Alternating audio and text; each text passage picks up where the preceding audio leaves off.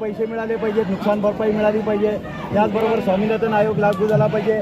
फॉरेस्टचा जो वनपट्टा आहे हा वनपट्टा जो आहे त्याचा 7/12 अजून झालेला आहे, तो 7/12 झाला पाहिजे.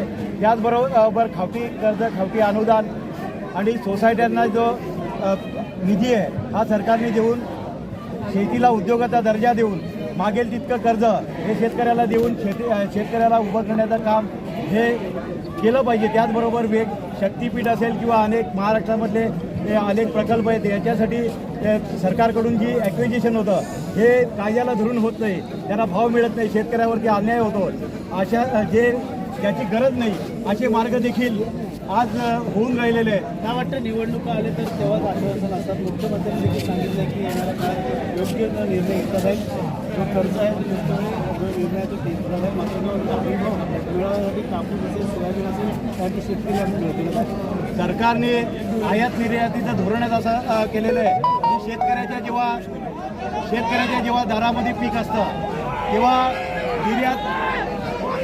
निर्यात बंदी उठवायची आणि शेतकऱ्याच्या दारामध्ये जेव्हा पीक नसेल तेव्हा निर्यात बंदी लावायची. अशा पद्धतीने सरकारचा जो डाव आहे हा शेतकऱ्यांना संपवण्याचा डाव आहे. आजपर्यंत आपण बघितलं असेल की शासनाने जे पण निर्णय केलेले आहेत हे शेतकऱ्याला संपवण्यासाठीच निर्णय केलेले आहेत. त्यांना ही शेतकऱ्याची जमीन आहे ही अदानी अंबानींना दान म्हणून द्यायची आहे. आज आमच्या पालघर जिल्ह्यामध्ये देखील बऱ्याचशा प्रमाणामध्ये जवळजवळ 40% ॲक्विजिशन हे सरकारकडून होऊ घातलेलं आहे. शेतकरी तिथला संपत आहे. संपूर्ण महाराष्ट्रामधला जर आज भंडारा गोंदियामध्ये प्रचंड अतिवृष्टी झाली, मात्र सरकारने अजून पंचनामे देखील केलेले नाही आहेत. खांद्यावरती काय घेऊन आला सध्या? खांद्यावरती आम्ही हा नांगर घेऊन आलेलो आहे.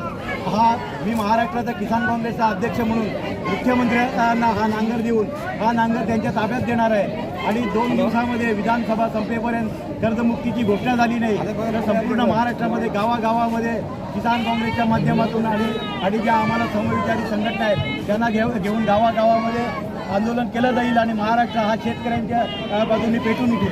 शेतकरी आहेत त्यांना देखील सर, निवडणुकीच्या तोंडावरती जर सरकार फक्त जर गाजरं दाखवत असेल, कर्जमाफीचे आश्वासन दाखवत असेल आणि जर निवडणुकी संपल्यानंतर आमची मतं घ्यायची आणि शेतकऱ्याला वाऱ्यावर सोडायची. सर, फरोशी की तमन्ना अब हमारे दिल में है, देखना है सरकार के गान में कितना दम है.